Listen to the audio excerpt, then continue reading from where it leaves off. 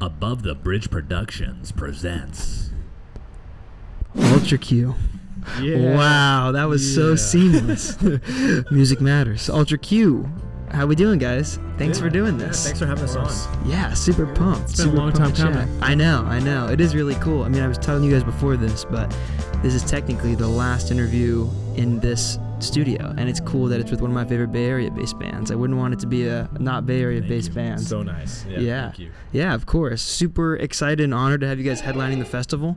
Couldn't be more excited, and it's an honor. It's like one of your last shows for a long time, and yeah, it's a very full circle one for us. It was definitely the kind of thing where, like, we had a couple different bands we were tossing around, but like the idea of having a Bay Area band headline it is very near and dear to us. So we're super stoked to play it. Super excited about the bill. But yeah, thanks for doing it, guys. We're so excited. Happy to be there. Yeah, hell yeah, appreciate it. I guess what we can just start with what's kind of new in your guys' world. I know there's a lot of exciting stuff happening. You just got back from like literally a year of touring.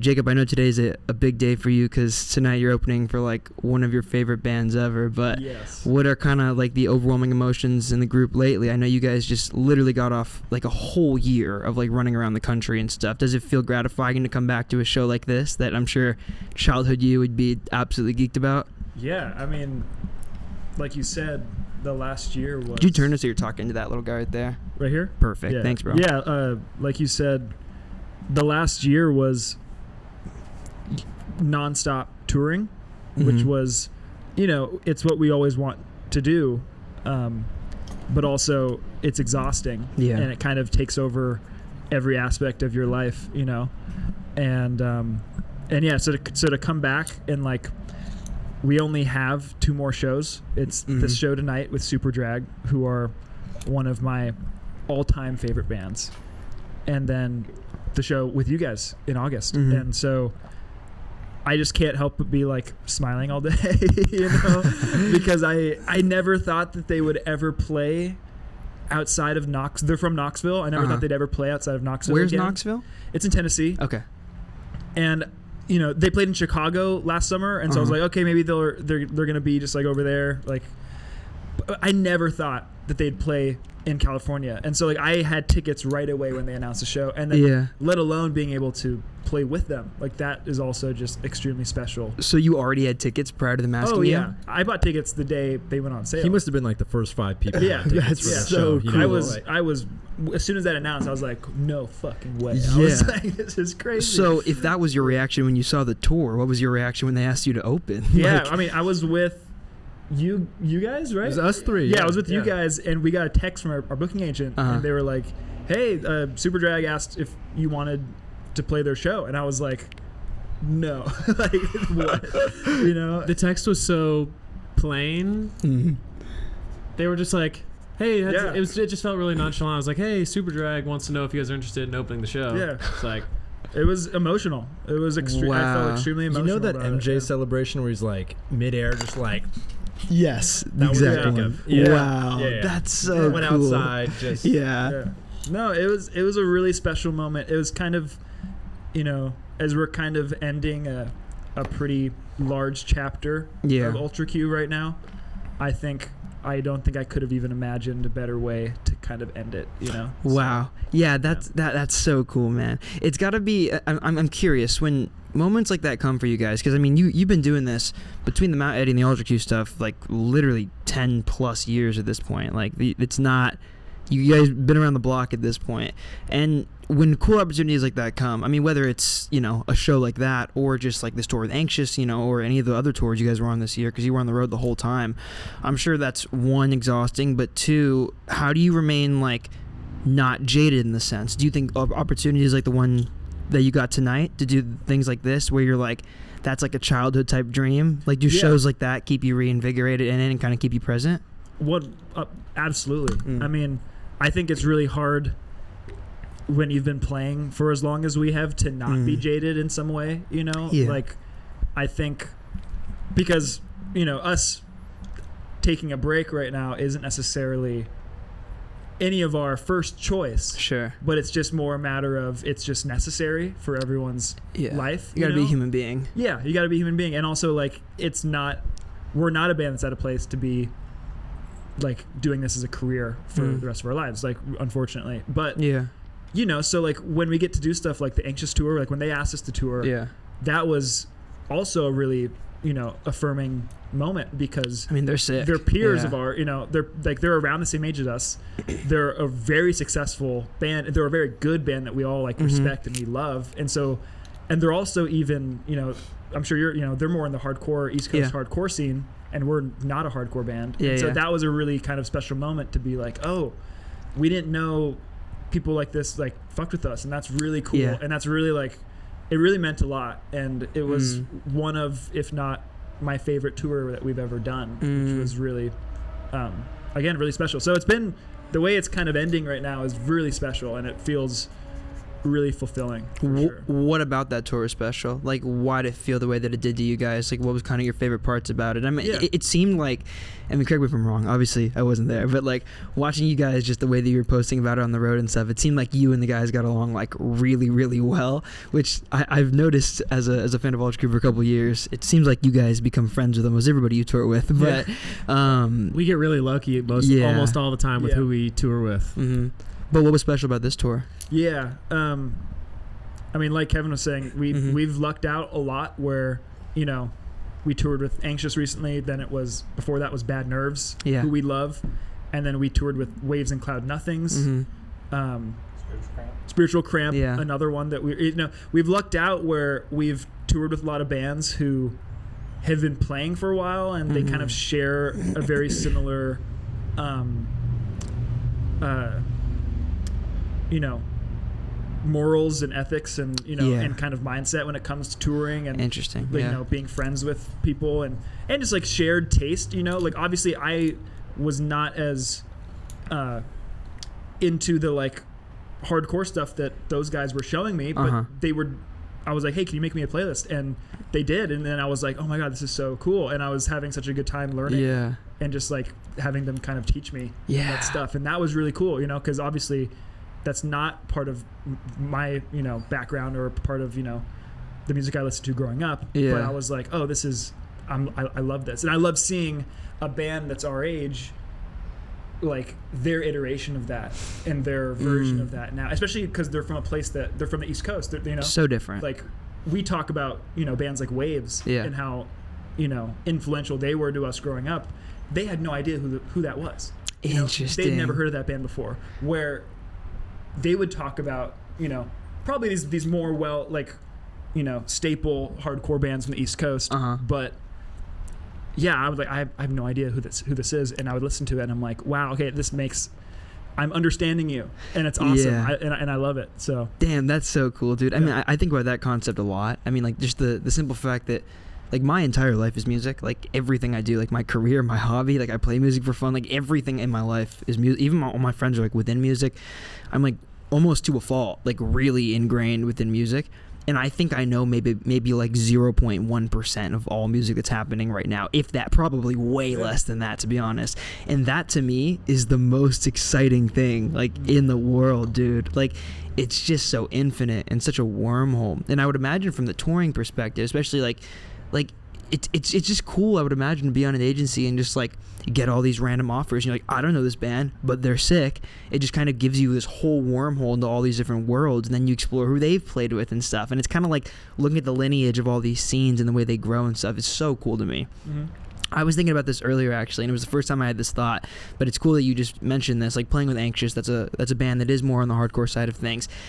Ultra Q, I think one of my favorite things about you guys too is sonically, I think, and obviously, like, I don't think this was intentional, but I think sonically, you guys and your discography can work on such a variety of bills in the live world. And I think for a live band, that's so imperative, or not imperative, what would the opposite of imperative be? Important, I guess? I don't know.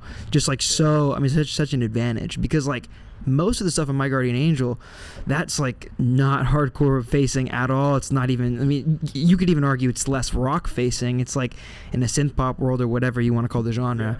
But a lot of the stuff on Empty Eddy, like there's songs like Peace of Mind, for example, that like are way more on the hardcore lens of things. And like, I mean, songs like Roar, like also like kind of more on the heavier side of things. But do you guys think over the years, having a discography that's so varied in terms of sonics, I mean, even for the Mount Eddy stuff, right? Even like the first Mount Eddy project, that doesn't really fit in any of the Ultra Q stuff either. Like, it's so many different sounds you guys have touched over the years.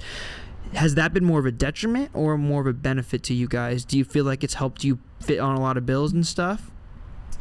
I think that's a great thing to bring up, and it kind of, I think you'll get different answers in the band. You know, I think personally, I think I was always trying to find like a sound that we could stick to, but I think I really don't regret any of the waves that we've gone through of having all these different sounds and learning a ton from having to do that, and especially all that was required for My Guardian Angel. And I spent so much time trying to figure out how to like have that try and be a live thing. And we're still working on that, because you guys don't play as many of those songs live, right? No. Has that been a challenge? It's a pain in the ass. It's so difficult. It takes so much effort, and there's people. Without having another band member. I remember the new Paris show you guys did with Have. I remember you that was right after the album came out, and you were playing synth, right, Kev? We were both. That was by far our most insane show we've ever played. Enzo and I each had our own synths that had all the patches and that we were selecting for like a bunch of different songs. Because we couldn't afford all the different synths that you would need for that set. So it just all... Let me add, it also practically makes much more sense to have how do you tour it and do that, but I think it was the middle ground between not wanting to use tracks and because we wanted it to be performance, and so it was. I actually still am very proud of that, the one that you mentioned, the Paris show. I'm really happy with how that show sounded and everything about it. It's a sick show. That was,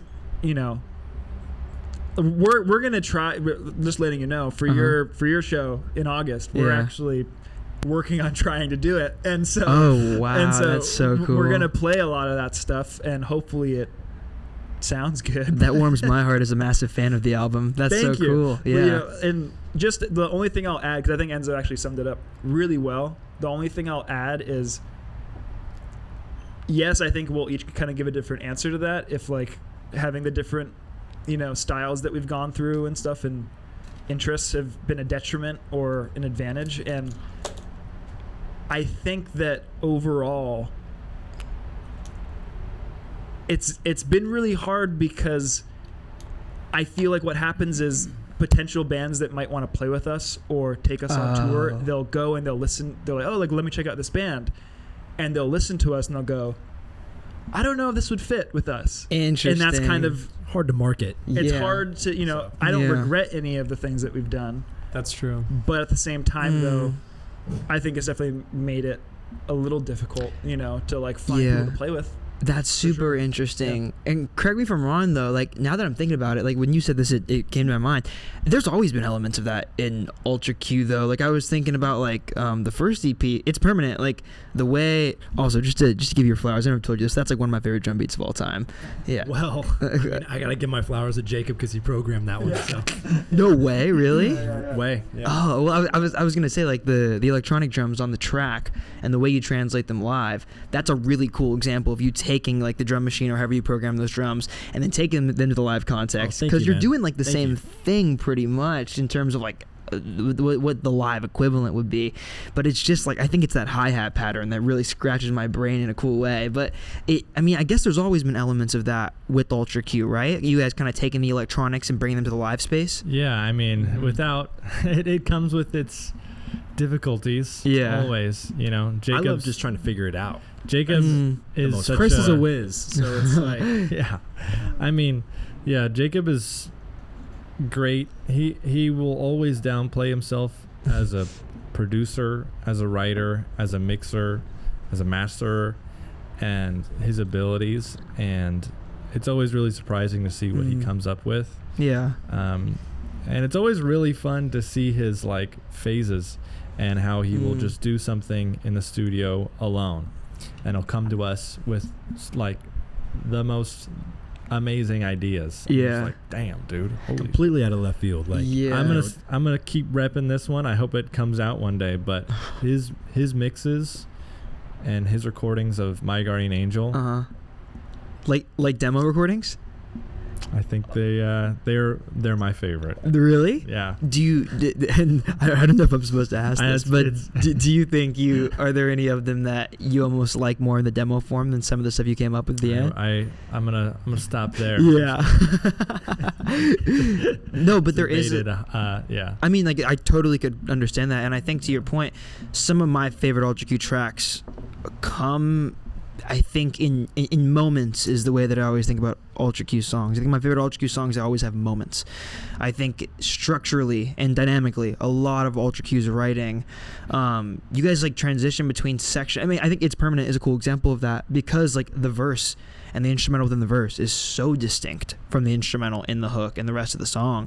And I mean, there's plenty of examples to where you guys have like a lot of really cool bridge sections and post-chorus sections, and I feel like structurally everything is always pushing to not just be a simple A-B format. So I guess to kind of piggyback off what you were saying, how far so Jacob, when you bring a demo in, how far is the final track straying from that original demo? Are you usually changing everything? And also, like, when do lyrics come in? Do you come in with an instrumental first and then put the lyrics top of it, or is it vice versa? And I guess to sum that up into one question, how much does the demo usually change from when you first bring it to the band? I think it depends. Sometimes not very much, sometimes not at all. Yeah. But then sometimes it'll be completely different. Like, we'll take a song and we'll jam on it as a group, and I personally prefer the way that the group plays it in like the parts that we came up with versus what I had, and then we will go from there. But yeah, it kind of depends, which is, not the most, like, it's kind of an annoying answer, but yeah, it depends. It really is different. And I would even say, to be even more specific, different eras of Ultra Q have been different largely because of COVID, right? How so? Yeah. Well, so when we're Mount Eddy, we're all in high school and we're all basically neighbors and practicing like every day after school and just hanging out. Then we all graduate, we do a lot of touring, and then COVID shuts us down like immediately after the first Ultra Q EP. And I don't know, it's like in a more physical way, the process has changed a lot, and like, I think there was from my perspective, My Guardian Angel, for example, was largely Jacob's like ideas in the heart of his demos, like coming to life on the album. There were maybe 2 songs that changed, like at all.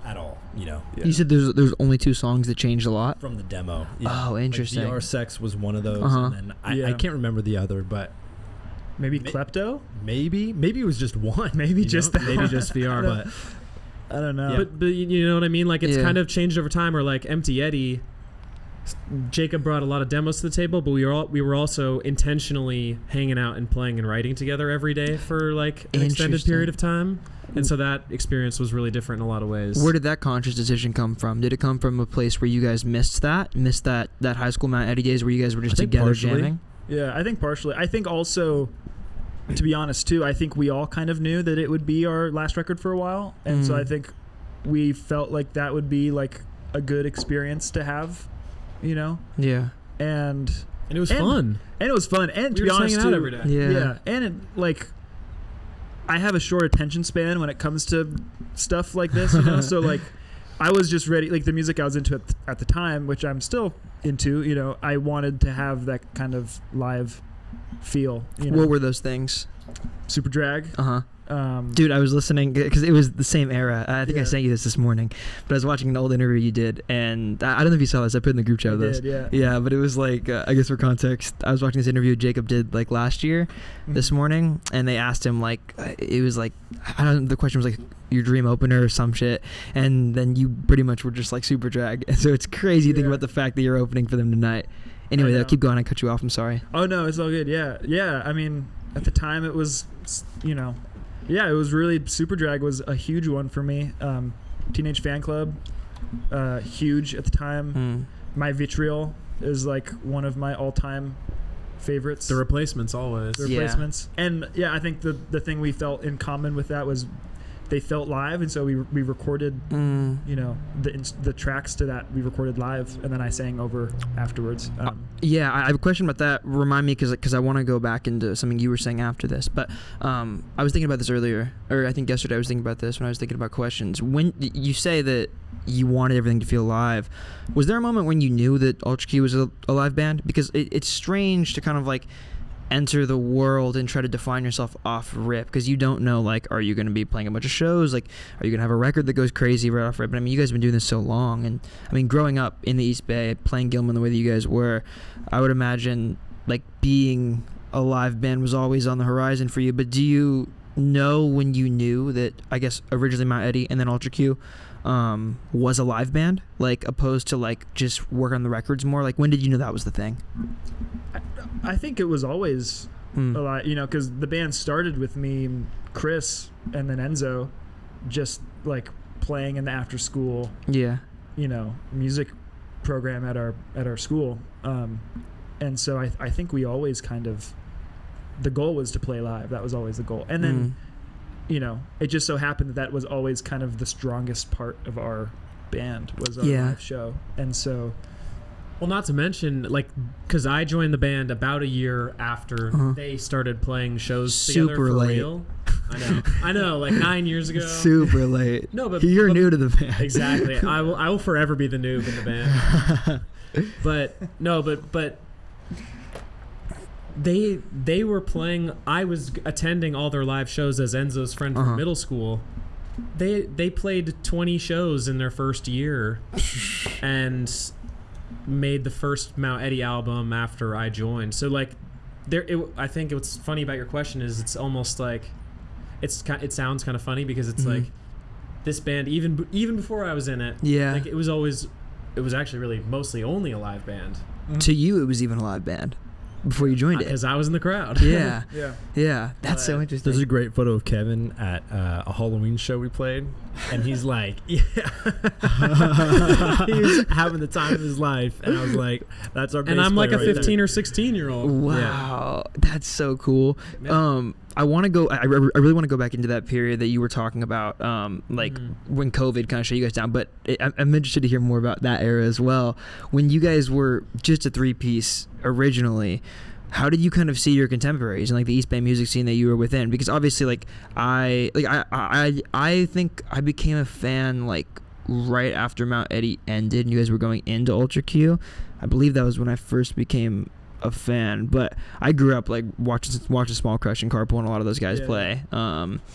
So I'm curious, like, was that the scene that you guys were immediately around, or did you kind of work through a lot of different East Bay based music scenes? What was kind of like the contemporaries around you, and also how did you feel like you fit into the greater East Bay music scene at that time? I mean, I guess you were kids, but I mean, it's kind of hard to say. I mean, because like you said, I think you're not alone, and I think most people found Mount Eddy after we broke up. That was kind of, you know, just how it went. Classic, you know? how that works. Love when that happens. Yeah, and I mean, we played at Gilman every other, you know, as frequently as we could, just because it was what we had access to, and it was just right there. And we played at 1-2-3-4 Go when they had a venue in the back. Rest in which peace. They don't anymore. But so fun. I never those went. are the bands, the contemporaries that you speak of, Small Crush and Carpool Tunnel. Those were just the bands playing. I remember. We just got acquainted, and you know, it became kind of this scene. I think it was a special time. Really, like, for me, it was very formative. We were all so young. I don't like 17 years old. How old were you? You were younger. 15. At Enzo what was point? You know, but I started when I was 15. Yeah, I was just trying to take it all in. I knew nothing about any music scenes. Yeah. And, you know, I was I liked playing music, and that's all I knew. And I just liked playing shows and having a good time with my friends. To the convenient place to play the show. Yeah. It's so and a great community. Of course, yeah. There was no like plan. Like I think that's like pretty common theme throughout our band. In the time that we've been playing is there's just no plan. So like we didn't really set out to like join a scene or anything or play with specific bands. It was just what was around. We ended up playing with Small Crush 10 times. I'm pretty sure their first show was opening for us. Damn, that's crazy. Correct me if I'm wrong, guys, but yeah, I'm pretty sure their first show ever was with us. It's so interesting to think about the way like music lineage works and like the different scenes and how they feed into other scenes and things just kind of like grow and evolve over the period of time. But going back and so kind of post that era, you were talking about like post COVID was right when Ultra Q was kind of beginning, right? You guys? We probably had done like.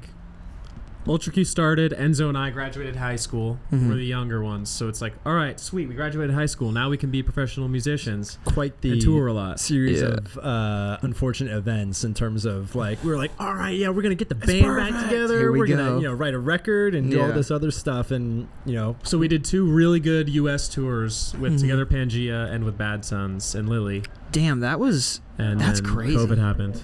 That was pre-COVID? Yeah. Pre-COVID, yeah. I remember that Together Pangea tour. That's crazy. That was pre-COVID. That does not feel like that. Oh, it was a blast. Yeah. With Tijuana Panthers. Whoa. Okay. So those 2 tours come, and at that point, you guys are fully under the impression that you're gonna get back and just like this is our life now. Like we're in the band, we're figuring it out. Yeah. We made it out. Yeah. Yeah. We had recorded a record too. And we had just finished it. Was that as Mount Eddy? No, it was Ultra Q. That was Ultra Q. January 2020.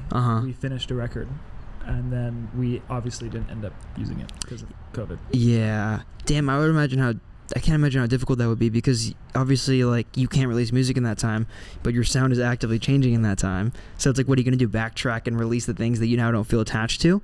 I would imagine that'd be such a difficult decision. Was it hard? I mean, I'm sure it was hard, but like, do you remember that period of time to scrap that record? It was strenuous. Yeah. For everybody. Yeah. I mean, he and I spent like the month sleeping on the studio control room floor, and we'd all grown all of our beards out. We like didn't shave for like a month and a half. You know? The COVID beard. Dude, I have pictures. We had to take pictures for our passports because we were planning on going to Japan. Yeah. We were supposed to play in Japan. Like a bomber. Yeah. Like the Unabomber. I looked fucked up. We looked like we were like straight out of the woods. Like off the grid, escaping war. Yeah, we're not gonna get our visas approved. No, that's so funny. But, yeah. Did you guys? I'm curious. After that period of time, when did shows kind of feel normal to you guys again? I remember it taking a bit for me, but being on stage at that time, and obviously at that time, like things in your lives were changing, like musically things were changing, like you were moving into like a new direction, because I guess like I would imagine My Guardian Angel was already like in the works at that point, or was it not? It was, dude. My Guardian Angel songs go back to 2020. Damn. Okay. So I mean, we recorded the song. But there's 2 EPs between there as well. Like it's a little the way it worked out ended up being a little convoluted, which is interesting for me to think about. I'm sure you guys feel similarly, because to us the lineage of the songs, and the demos, the stuff that'll never come out, all makes sense, but what actually ended up coming out is a little bit odd, perhaps. Hodgepodge. Yeah. But when shows started to feel normal, it was a while. I would say like the Waves tour, like summer of 2023. Gotcha. I feel like we had done a couple shows. Yeah, and played our own headline tour. We did 2 months headline U.S. tour. That was the one with Ben Stiller, right? Yeah. And Benches. Dude, and Why Not? I remember that Chapel show that you guys did was great. Fucking mad. That show at the Chapel is to this day one of my favorite shows. I felt such it's one of my favorite. Star, dude. It's one of my favorite shows I've ever been to. Straight up. Yeah. Dude. Well, that was just special because, to be completely frank, the rest of that tour was not very successful. Sure. And especially because your first headlining run's hard, dude. Yeah. And then also, the only other city that we were doing well in, which was New York, I got COVID in Boston the day before. Oh, but Govball, right? We had to cancel our sold out New York headline show and Govball. Yeah. And the following week of shows after that. Oh. And so we were coming home feeling pretty. At least I was feeling it was pretty. Major bad. blow to morale. Yeah, of course. And our financials and everything. Everything about it was just because the rest of the cities did not sell super great. But the parts of that tour that I look back on and I go, I'm really grateful for is we got to tour with Benches. We got to tour with Ben Steller. Yeah. Which I love both of those bands. Goated bands. And we got that show at the Chapel, which was a special night. I will never forget. I think it was before VR6 was out, or maybe it was right when it came out. But I think it was like right around that time period. But I remember how crazy that Circle Pit was, on the drop. That was an unreleased song. That hadn't come out yet. Yeah, right? Yeah. And I remember, I think it was you, Jacob, or maybe one of you guys posted on the band account or something, where there's that video from the top, the balcony, where that Circle Pit cool, is just mad. Yeah. Dude, that whole show is on our YouTube. Their Their parents filmed it probably just on their phone. And dude, I got to go back and find myself. I didn't know that. That's so cool. That was a blast. How do you guys, and obviously we were talking about in the beginning, where shows like the Superjack one and stuff, that's really, really, I would imagine reinvigorating and really keeps you in it mentally. When you guys play as much as you do, and coming back from this period where you essentially were on the road the entire year, and that takes a massive toll on your body and your mental health and this just sanity, I would imagine. It's a lot. It's a very intense experience. How do you guys not get jaded? And then also, how do you maintain the same energy every single night? I mean, every single time I've ever seen you guys, you bring the same exact energy to the stage, which is something that I think is really cool that a lot of bands, I imagine, would struggle with. But what would you tell a younger band that is starting to get into that circuit of touring a ton, and what are the biggest tips you would give them in terms of being able to have the same energy and really bring it every night? I think the hardest period for us was Europe. Yeah. And because that was 2 months in Europe. That was the Bad Nerves one? 8 weeks. Yeah. I think that was really stressful because it was just the four of us. Yeah. Obviously, we just usually toured just the four of us, but Chris drove. There was and a lot tour of managed unknown. the whole thing. There was a lot of Whoa. unknown. I just think that it was such an incredible experience for all of us. Yeah. As hard as it was, we were. I mean, you don't know anybody there. No, we don't know anybody Yeah. there. We knew Kevin's cousin who in Switzerland. was so Thank you, kind to Elise. put us up in Switzerland. Yeah. That was It was crazy. right in the middle of the tour, and it was a little taste of some She made us breakfast. They didn't know her, but it's that's a little taste of amazing. home incredible. Yeah. in the middle of Europe. Yeah. Yeah.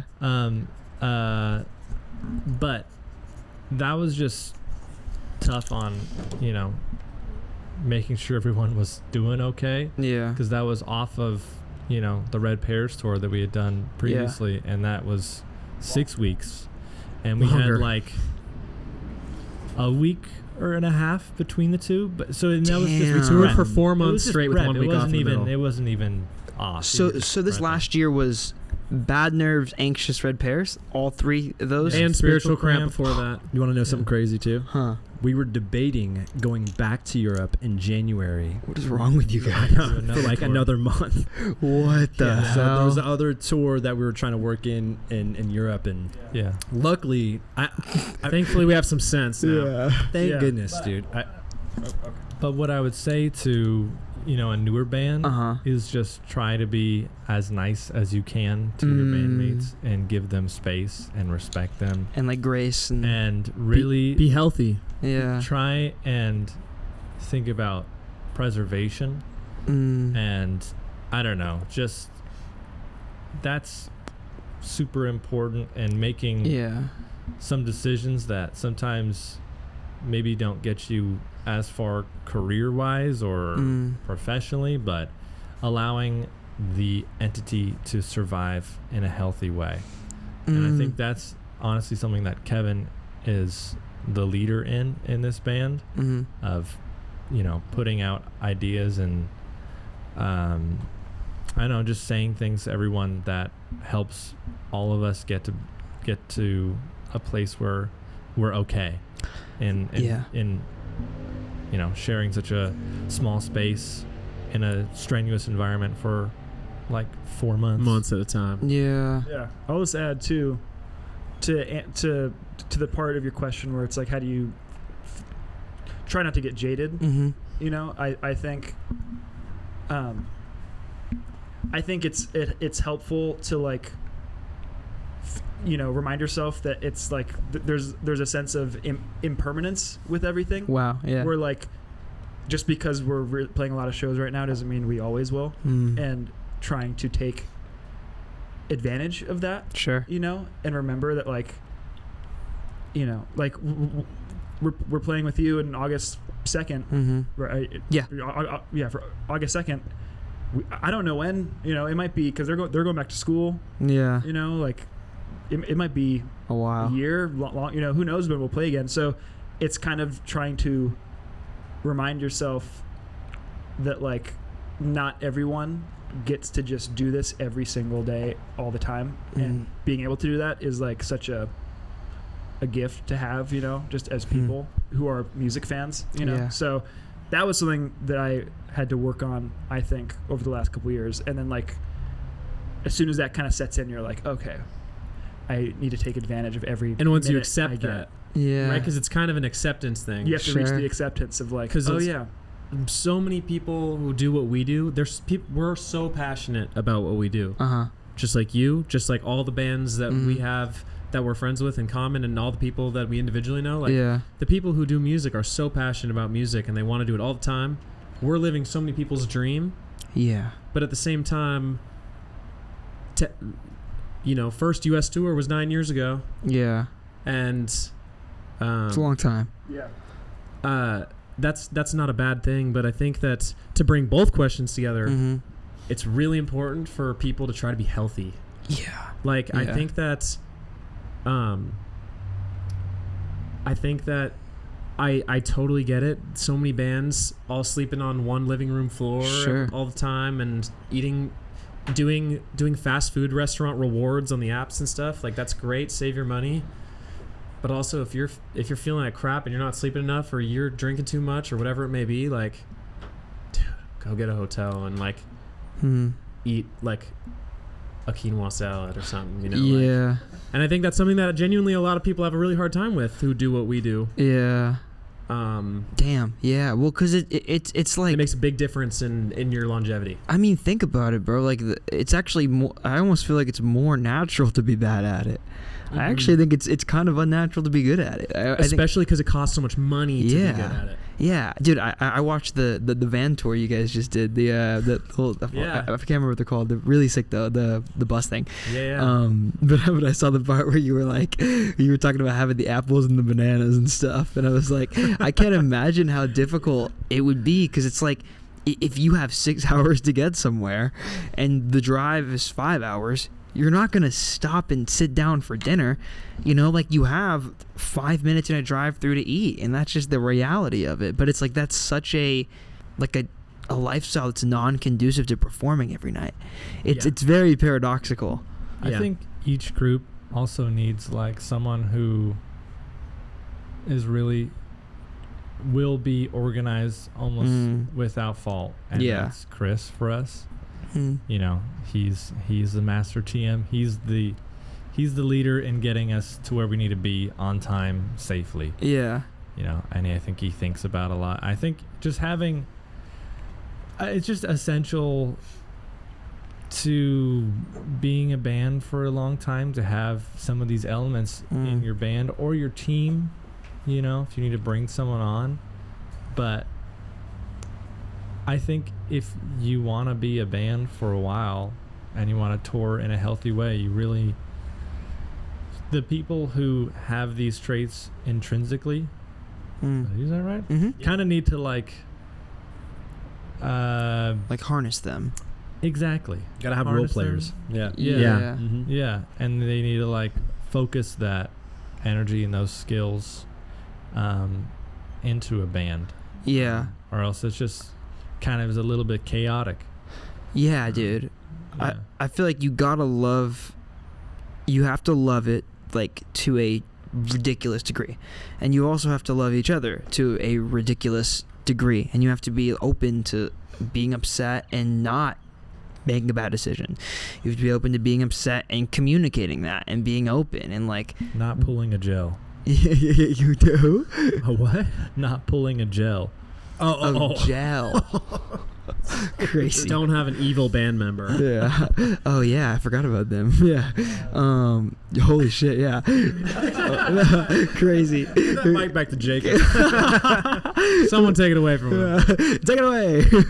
No, but I think like having the maturity to like be like that communicative, especially when like it's gonna be fucking awkward, because like if you get in a fight with somebody and then you just sit next to them for 6.5 hours on a bus, that's like awkward and weird. But I think it's just about like having that underlying understanding of the love of it, and like kind of what you said, like having it, like knowing that it's worth it, you know, like being willing to sacrifice like the moment for maybe like the greater privilege to do this for a long period of time. Yeah. Totally. I really don't even think about it with that objective. I just think about it in like, this is my friend. Yeah. And I don't want to be. This is what's right. I don't want to be upset with my. I don't want to be upset with my friend. It's not. It's bad for everybody. Some larger goal of like keep the thing going. It's just to keep the thing going. If that is your goal, you need that. But personally, I think it's just all of our objective that we like to be kind to each other, of course, and if we can. Yeah, I think all of us just try to lift. If someone's down, we try to just lift. You know, carry a little extra weight than you would normally, and you know, just it's no problem. Get her done. You know. Yeah. I mean, it's like part of being in a team. Yeah, absolutely. Yeah. I was talking to Lily about this when I interviewed them, and we were talking about love them. Yeah, the best. So excited to see them tonight. The only reason I'm not going to be at your guys' show tonight. But we were talking about this when I interviewed them, and similarly to you guys, they have been a band for fucking a million years. And they talked about like the process of growing up with each other and like seeing the original maybe like blind spots or insecurities or things that they had to deal with individually, and being able to watch like literally like their brothers just like lose those things over time.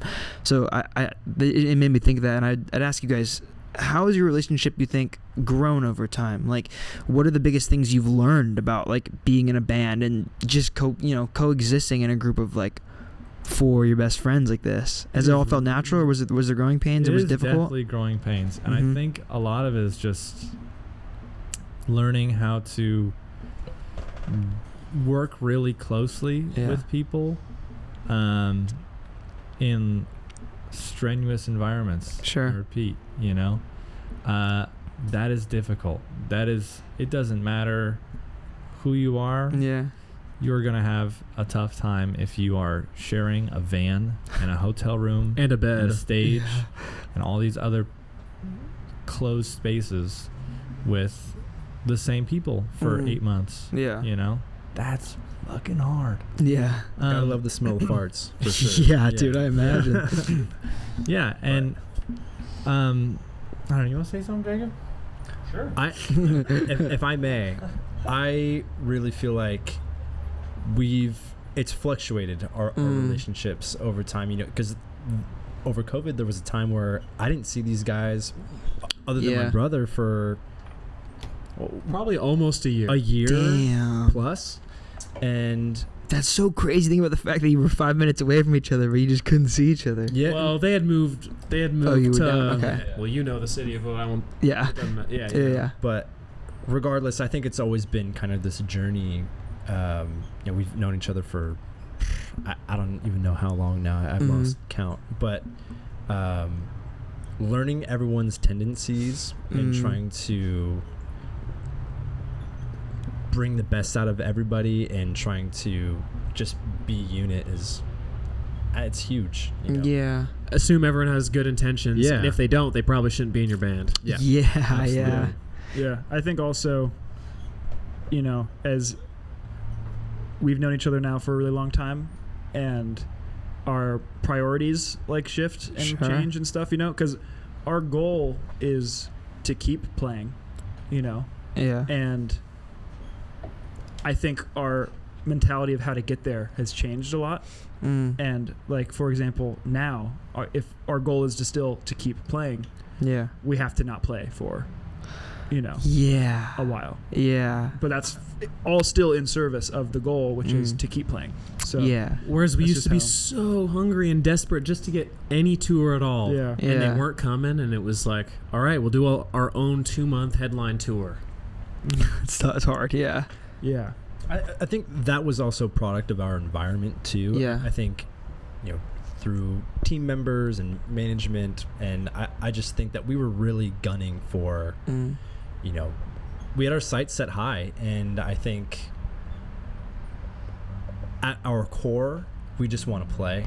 Yeah. And it's so funny how that's evolved over time. Sure. Like we were like, oh yeah, we want to sell out the Fillmore in San Francisco, and I'm not saying that'll never be possible, but these are my 3 greatest friends. I just want to play music with them in whatever capacity I can. All else is a plus. It feels ironic because strangely I think that's so tied to the goal. Like I think that's so important and embedded within that goal that I actually think people who don't feel that way don't really ever get there. Like I think you need to have that goal, just you were talking about preservation, and I think that's a really beautiful goal to have. Just the idea that if you can do this forever, you'll be great. That's a beautiful life. If nobody ever listened to Ultra Q ever again, and I know you guys aren't full-time doing it every single day, and you still have to figure things out, and I'm sure it gets difficult, but I mean, I feel that way even for myself, as somebody who doesn't make a ton of money off this and is trying to figure it out still. For the rest of my life, if I stayed exactly where I am, but was able to keep doing this and keep throwing shows and keep doing the things that I do, I would die. You're already doing it. You're already doing the thing you love. Thank you, bro.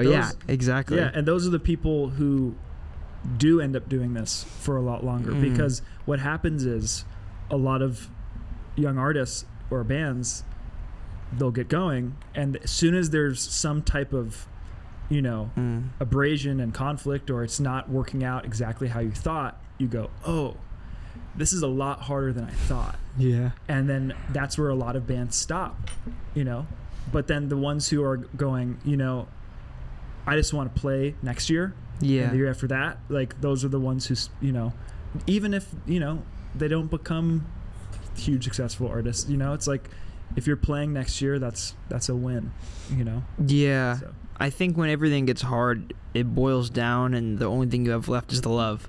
Yeah. I mean, I think there's this band I know where they did pretty well for they weren't a band very long. These guys were probably a band for 3-4 years. They recently stopped being a band, but I was scrolling on TikTok the other day, and I came across the lead singer, and he just had a solo project. It had 2 likes, and he was just playing. He was playing a Bob Dylan song. He was just covering it on TikTok, awesome. And I was thinking about it, and I was like, damn, that's really cool. I think. I don't know why this band ended or anything, but it's cool to see somebody have that happen, and because they just announced they were done, and the next week just be posting a cover of one of your favorite songs. That to me is the love. Yeah. I think having that is so core to doing this for a long time. I think it's the last line of defense. Yeah. I think when everything else is gone, it can be the only thing that propels you and keep doing this. Because and then bringing it back just to me personally, it's I can't not make songs. Even if Ultra Q ended, and even if I just stopped playing shows, it's I can't not make songs. I'm gonna always do that. Yeah. It's just till I die, it's gonna be part of what I do. It's almost not even, and that's when it gets strange to think about the way that music is just intertwined with capitalism in general, right? It's is music even meant to be monetized? Because the way you just described it is not necessarily tied to a monetary goal. It's more so tied to your well-being and your sanity. Well, it's personal. I make music in service of myself. It's for me. Yeah. And then if people listen to it, that's awesome. Yeah. And obviously, I feel it's really easy to sit and be if I never played a show again, that'd be great, whatever, because obviously I would love to keep playing shows and people come to our, play bigger shows. For people to be excited. Yeah, people be excited about it. Obviously that's so exciting and that's so fun. But like I just said, I will make songs for the rest of my life, no matter what happens. Yeah. And that's a part of, we're not going to play for a while. I'm probably going to write ton of songs. I don't know. Yeah. There's so many unreleased Ultra Q songs, just that have been made and stuff that and that's will continue to go, that'll be how it continues forever, for myself. That to me is what being an artist is. I think like when it boils down to it, like having that just burning in your stomach every single day that you want to have this way to express yourself, that to me is what artistry is. Like, I don't think it's marketing. I don't think it's playing shows. I don't think it's selling merch. I think it's that burning desire in your heart to express yourself. That to me is what I think being an artist is. Yeah. I would ask you guys, like, as you have got to this place, because Kev, you were talking about this a second ago, where you were like, there was a time where the tours weren't coming. Now, when you're in a place where you have to actively turn stuff down, how difficult is that? Like, how difficult is it to get an opportunity and be like, damn, like, I'd love to go out and play that, but like, it's just not, you know, it doesn't line up. I think it's kind of funny. I think it's unexpectedly easier than it seems, because we're saying no because I'm saying we're not like turning down tours left and right. Yeah. But we've actually only turned down maybe one or two ever in our 10 years as a band. Gotcha. So we usually say yes. No, but So the if you point want to is, take the guys on tour, make an offer. yeah, exactly. No, but it's saying no because the breaking point is already here. Yeah. And so I think it's easier to say no than it might seem, despite having been really hungry. But we've been so busy for like 2 or 3 years. Yeah, dude. I mean, just to piggyback off what you're saying, we were at this point a year and like 18 months ago, a year and a half ago. Oh, where you were like, we're done. When we recorded, we were like this last album, we were like, we're gonna book 2 shows. Those were the release shows in May, 2024, May 2024, and we were like, those were gonna be, and then everyone was gonna go do their own thing. You know, like that point was supposed to happen a long time ago, but then it was just we got shows and tour offers, and we were like, we say yes because that's what we want to do. You know? We completely took our foot off the gas at like a year and a half ago, and we were like, was that during? We were like calling it off basically before Empty Eddy? While recording it. Oh, gotcha. That was made. We were completely unattached to any specific. It was outcome. So hard and sad and weird then, but like then it felt good, and then out of nowhere it was like. Mike from Spiritual Cramp called me. Yeah, that was like the start of that. And he like chatted with me about the Bay for an hour, and he was like, "Do you guys want to come on tour with us?" Yeah. Whoa! And wait, that was after talking to you for an hour about the Bay. That's so cool. Mike that band is awesome. amazing. That's so cool. And not only are they a sick punk band that puts on an incredible show, but they totally bring the Bay Area energy in every possible way on and off stage, and. Yeah, like Mike asked us to go on tour by calling me. Like that's so cool. Like we exchanged numbers through a mutual friend, and wanted to say what's up, see what we're about, and like took us on the road. But then after that, it was like, boom, 2-month tour.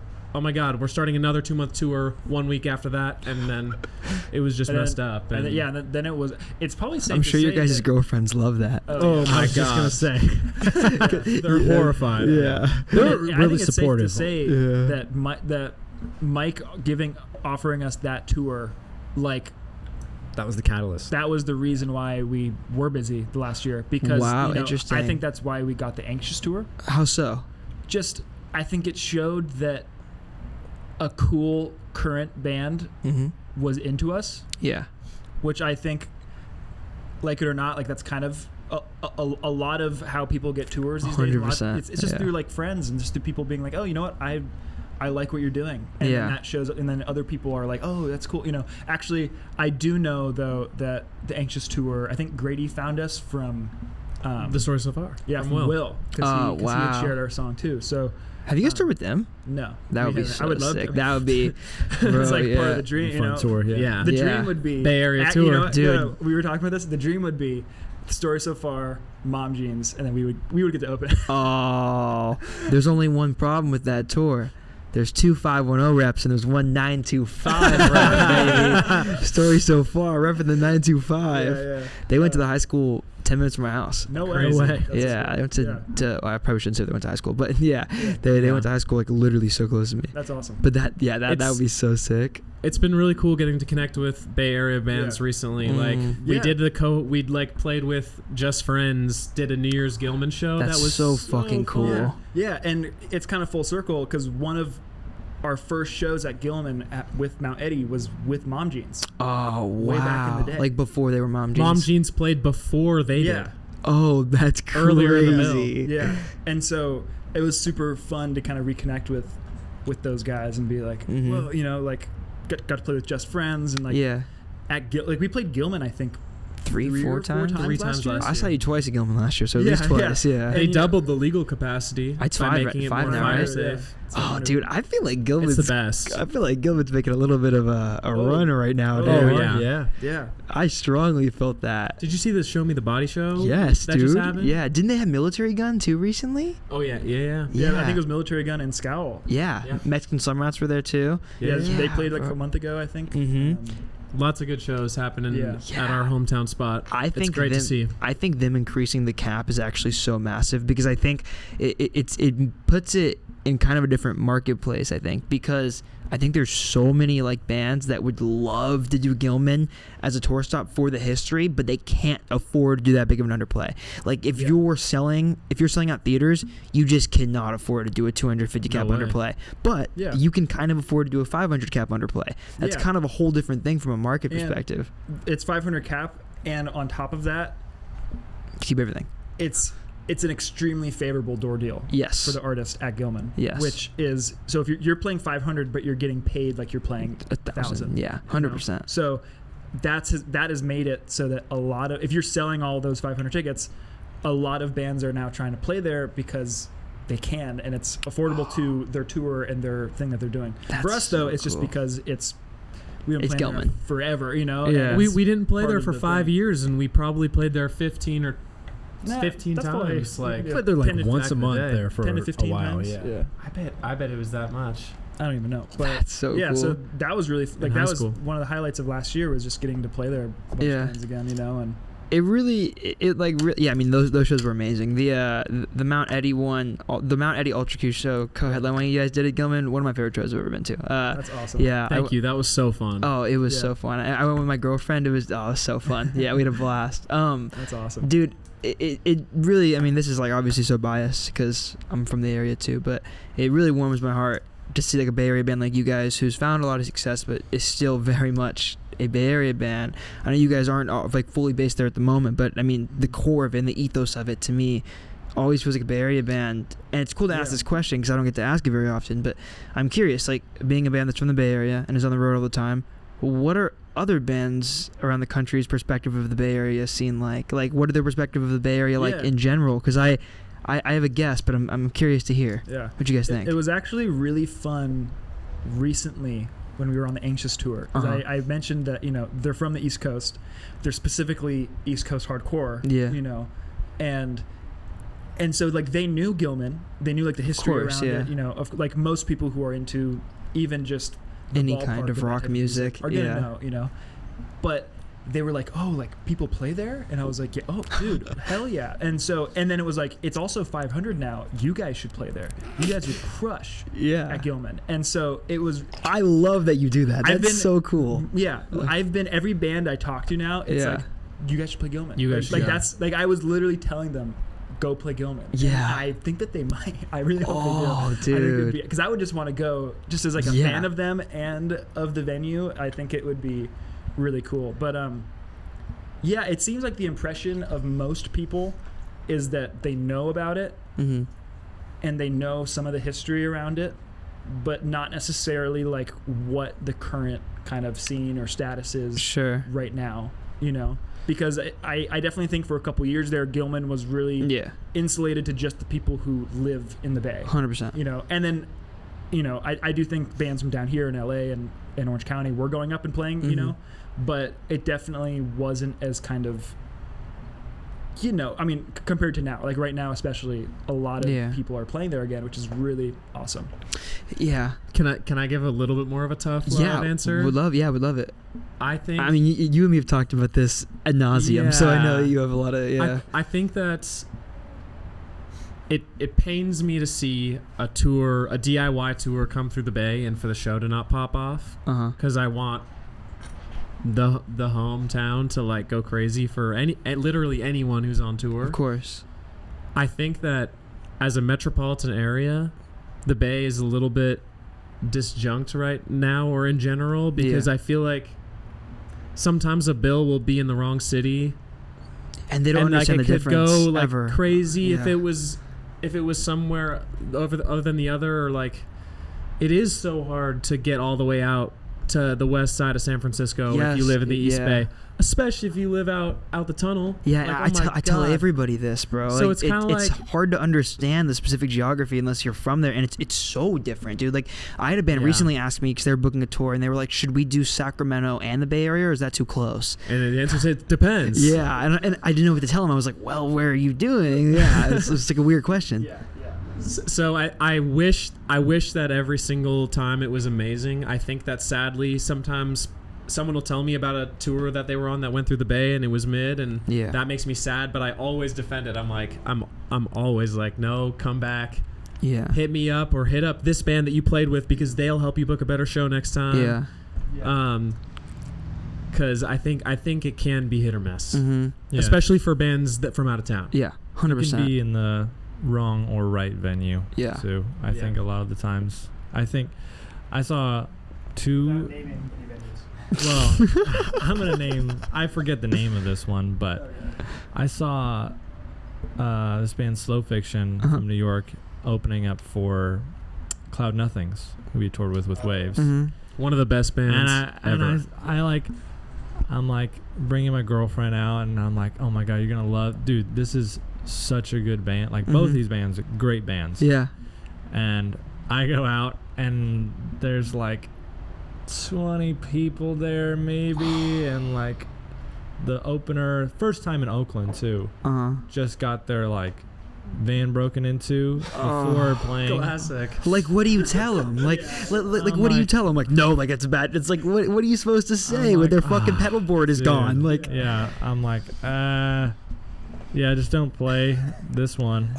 Dude, it wasn't even a venue really. It was like one of those DJ spots in downtown Oakland. Oh yeah, brutal. And homie at the soundboard was just kind of like, I was like, damn, that's how you're gonna do them today? Okay. Yeah. It was sad. Dude, yeah. Go ahead, Chris. What were you gonna say? Specifically talking about Gilman, I feel like they have kind of come into this space where during COVID, not to bring COVID up again, but a lot of venues closed down. Yeah. And Gilman almost did. Yeah. Gilman almost did. But instead of closing down, I think they kind of looked inward. They upgraded their sound system. They got the funds to upgrade their sound system. They did the fire doors and upped their capacity, and word spreading that Gilman's a great place. I really think that they're, for me, pre-COVID Gilman and post-COVID Gilman are almost two completely different venues. I entirely agree, and I totally, with the first part what you're saying, I've been saying the same thing to a lot of people, and I think we talked about this, Kev. I think as much as maybe people who grew up within music scenes, or people who really believe in them like we do, like want it to exist, the unfortunate reality, I think very often, is that in America, running a fully volunteer spot like Gilman is very, like, the fact that Gilman, or like the smell, has lasted as long as it has is incredible. A miracle. Like, there are very few people that can do that. That is 1 in a million, dude. Oh, you know where the best one is? Reno, Nevada. I was just the Holland Project. Is the Holland Project volunteer run? Oh yeah. I didn't know that. Are they fantastic. Subsidized by the county or the city? No idea, but I mean I'm sure there's totally a world where they get grants and whatnot. I think I could be wrong, but I think I heard that the Holland is run on, partially at least, on grant money given to them by either the county or the city or the state. And it's great. Does the Bay do that? Does the Bay do that? Don't think so, but I also have no idea. I don't know. They absolutely should. They should. And special. Oh my dude, god! Dante, we played this venue in the Netherlands. Called the Vera. So the Vera Project in Seattle and the Holland Project in Reno are based on this venue in the Netherlands. Whoa! Okay, I just got chills. Way back up. Yeah. You said the Holland Project is based on like the model of these two venues, and it's one in the Netherlands. They're both based on this venue, and so the Vera Project is a nonprofit DIY volunteer-run venue in Seattle. Okay. And they're sister venues, Reno and Nevada, Reno and Seattle, and it's based on this venue that we played with Bad Nerves in the Netherlands. It's unbelievable. It's like DIY music heaven. Okay. You know? Oh my god. Compound. Yeah, it's a full compound. Ooh, how People so? are super friendly. They fed us. They housed us above the venue. And it's like There's a bar. That's how it goes like, every. But time. also let it be known, this venue is probably a 700 cap room. Picture like a firehouse, like an abandoned old firehouse. It's like a commune. And it's been there. And they have like 50 volunteers every night. Yeah, it's been there for, like, Nirvana played there. Like, it's Bro, Joy Division played there. Joy Division played there. It's been nonprofit DIY volunteer run for 50 years. And it's a 700 cap? It's huge. It's huge. But it's not Bro. just like, yes, they'll have bands that can sell 700 tickets come play, but it's kind of just, it's for the love, man. Like, How do they do it? Everyone plays. Magical. How do they do it? I don't know. The Netherlands, man. I think they get money from. Everyone's got that free health care, and they're like, Yeah. I'm gonna Everyone go. is chilling. You know, it's like I think it's just that their they taxes had work. it's more than Their taxes I work? think it's more Yes. this. That is the, Their, Not an evil government. yeah. Their Not capitalism. community has seen so many great things happen at this venue Wow. that they feel like it's now their duty to Huh. uphold that and keep it going. Everybody there Wow. really want. They turn volunteers away Every night. every night. Like- Is it like kids? They have, like, is coach it? check. It's people in their 60s to like A lot of the people I talk to, it's like, oh, I'm here. Like, my mom volunteered here in the 80s. Like, it's like generational type of thing. yeah. You have a really wide range of people. Yeah, I got the venue tattoo. We for had this venue. ourselves a night, dude. It was a magical night. No, but long story short, we ended up hanging out with a bunch of the volunteers all night, and I got the venue tattoo. Whoa. And then we go back to the venue, and there's even more volunteers hanging out at the bar. And How there's old was these that two. bar? There are these. Oh, it's like a 500-year-old bar. It's like Yeah. under the street. No exaggeration. 500? Yeah. And there's like still like a I'm few sorry. volunteers there. Wait, 500. Like, Yeah. 500 years like old. Yeah. 1,500 The is the city year built that up it was around. Yeah. The city built up around it. It's like the windows are like below street level, and it's like a really low ceiling. It was brick. a trip. Yeah. But we get back to this venue, and we're hanging out with even more volunteers, whatever. Mm-hmm. There's two like guys in their 60s spinning vinyl, pouring drinks, and hanging out, and everyone's hanging out. And they have Volunteers. this tattoo I got on my leg Uh-huh. across their entire arm. What? It's this like fish bones tattoo, Uh-huh. this long. And they just start hugging me and calling me their brother. And like these guys have been volunteering here for like 35 years. Whoa. That's amazing, dude. It's crazy. I wonder. What a community! I want you to see it someday. Yeah, bro. Oh my god. You guys should do a documentary about this place. I would honestly. do anything to do a documentary at that place. That sounds like, oh my, yeah, that's insane. I'm surprised I never heard of it. That's amazing. I had never heard of it till we were there. Yeah, I wonder if it's just, and this is interesting too, because you get into like as again, like I think, I mean, back to what I was saying about like your point. I think that as much as we all would want a Gilman in every city, that existing under capitalism is so difficult. Like there has to be a very specific set of circumstances for something like that to last that long. But I wonder if a place like that, where it has that thriving of a community, I wish there was a way to like contextualize the community-based benefits of that, and then use that to pitch it to receive some sort of funding from the government, because there's so many arts programs and things that are funded. Like I wonder if there'd be some way to contextualize the good of that, and like Even in Canada, they have way better arts grants and funding. yeah, how do Like they work in Canada? we used to be on a Canadian label, and I know that they got arts grants from the government. Interesting. Not even for labels. They'll give grants to artists as well to make music. so you can just apply pretty much, and then Yeah, I think there's like certain kind of metrics you have to hit, and then you like apply for it, and then I don't You know already how it gotta works be pro, entirely. right? yeah. But it's, these people are able to have careers and stuff and continue to do this, and yeah, it's amazing. I don't know the details, but I'm just like, I've talked to friends about it who are musicians in Canada who receive grants Wow. Yeah. The ethos of it's so interesting to me because I think there's something to be said, and I think about this a lot. I mean, I think a lot of people who exist in any like, call it whatever, like you want to call it DIY, just call it rock music in general, I guess.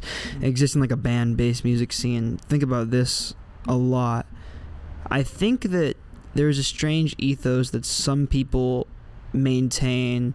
Actually, you guys know Jake Nuffer, right? Yeah. He has a song about this, actually. It's called Spirits. It's a really, really cool song. But it's about, like... shout out Jake. I love Jake so much. But it's about, like, defining who the gatekeeper within these DIY music scenes is, what that means, and then how they levy that against other people, only to ironically become the same gatekeeper.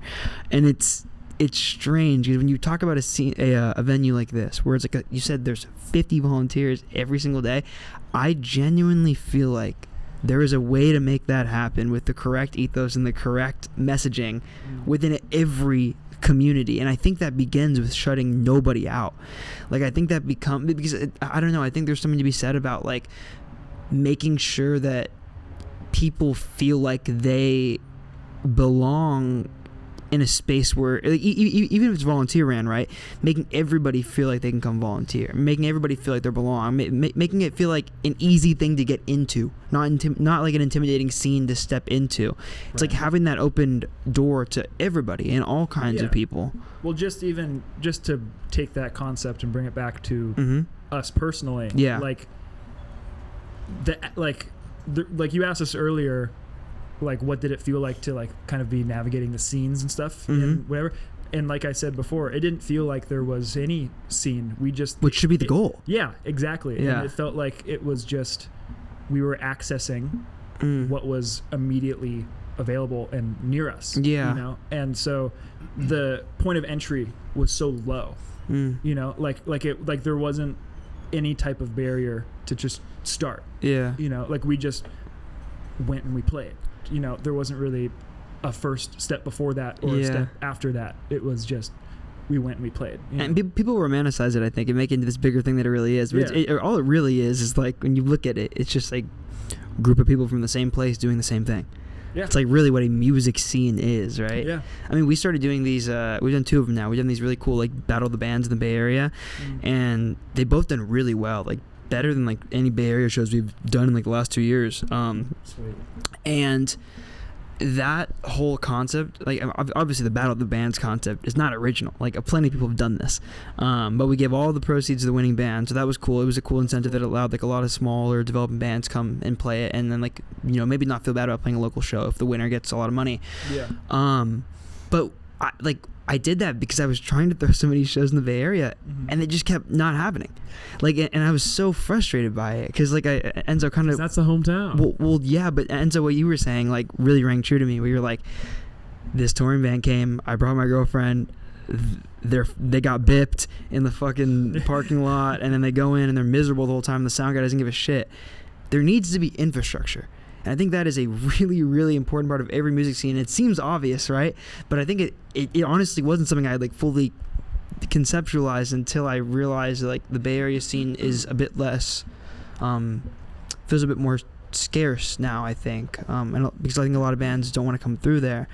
And I realized how important infrastructure was. So we started doing these Battle of the Bands things, and it's made me happy because I think they've done better than a lot of the Bay Area shows we've done in recent years. But at the same time, it made me feel really hopeful because there's so many sick bands in the Bay Area, bro, that are like really small and really developing, but there's so many sick bands. And that's why, like, I mean, I'm a fan of you guys for the music, but also just like ethos wise, seeing a band find success in the Bay Area, it really warms my heart because it's just cool to think about the idea of that inspiring other people.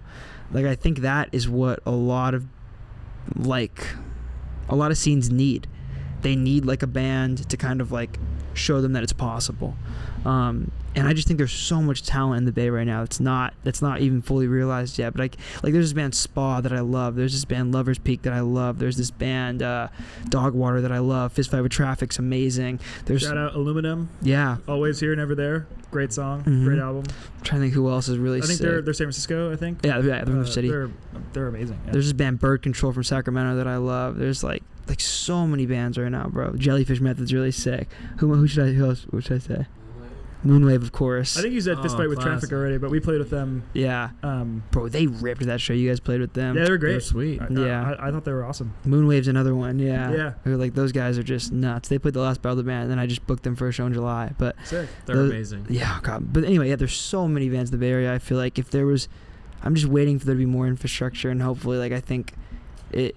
Like any way that I possibly can find to build any sort of infrastructure is important. Even just going back to, this was like a year and a half ago. I remember, because we were trying to not play in the Bay for a second, just like hopefully, so we could be like, oh, okay, the next one we do will be a bit more of an event feeling. Yeah. But then we got hit up by, this is right before they were bought, but we got hit up by Bandcamp, right? Yeah. And they were like, hey, we're gonna do you want to do a show in our like office venue? And we were like, yeah, sure, I guess why not? You know, and it ended up being kind of like a release show, but it announced, it was a free show. I was like, I don't know if there's really gonna be anyone here. It's so last minute. It was announced like a week of. I think it was 2 days. It was announced 2 days before the show, and it was pandemonium. It was packed. Yeah, you know, I don't know. It was. I almost drove up for it. Yeah, it was so much fun. But that's just to show, you know. Show. I think people want to go to it's. There's no lack of people who want to go. 100%. Like that's not the issue. It's just really disjunct, and it's not the scene that's disjunct, right? Yeah. It's the community and the infrastructure. Yeah, which is why I actually feel like it needs a lot of good. Like I think it needs a lot of promoters. I think about that a lot. I actually think like the Bay Area is like a cool, exciting place to be a promoter right now because there's so many. I mean, shout out to like. Slang Church, shout out to like Heavy Lemon, like people like OGs. that, who are still doing shit like to this day. I think even more than that, you know, we talk about COVID, we talk about these venues getting bought. Yeah, it's all under one or two of these promoters. You know, these giant conglomerate. You know, two really in the Bay, two really big ones, right? We all know who we're talking about. Yes, and I think people want something else. And they want someone else to go, hey, you should come to this instead, yeah, you know, because you're right. I don't think there's any shortage of people, dude. No, I think there's so many people who want to go to the shows in the Bay, and then like, but that's what I keep going back to, and that's like why it bothers me because I'm like, it's so hard to place your finger on it. No, I mean, just the fact that Outside Lands happens, yes, is alone evidence that there's enough people who are willing to go to a show. Imagine if you were like, hey, you can get a similar experience for $10. Yeah, literally. Have a great time and see amazing bands. Yeah, and arguably be a part of something that's like more community driven and like smaller and like something that you can like really be within and you're not just like a face in the crowd. I mean, it's exciting, bro, but I think like I don't know, I think it takes more bands like you guys to kind of like get to a place where you found success from the Bay Area scene, whether it's like, you know, I mean, even the bands that we were talking about earlier, right? Like Carpal Tunnel, Small Crush, you guys like have all found like good success in the music industry. So it's cool to see like, I think we need like a new crop of those bands. Yeah. I think there was a very clear crop of those bands in like 2018, 2019. I think it would be amazing if some of the bands that are there right now found just like, you know, found more traction and stuff. And I think once that happens, I think a lot of other bands will follow suit. Yeah.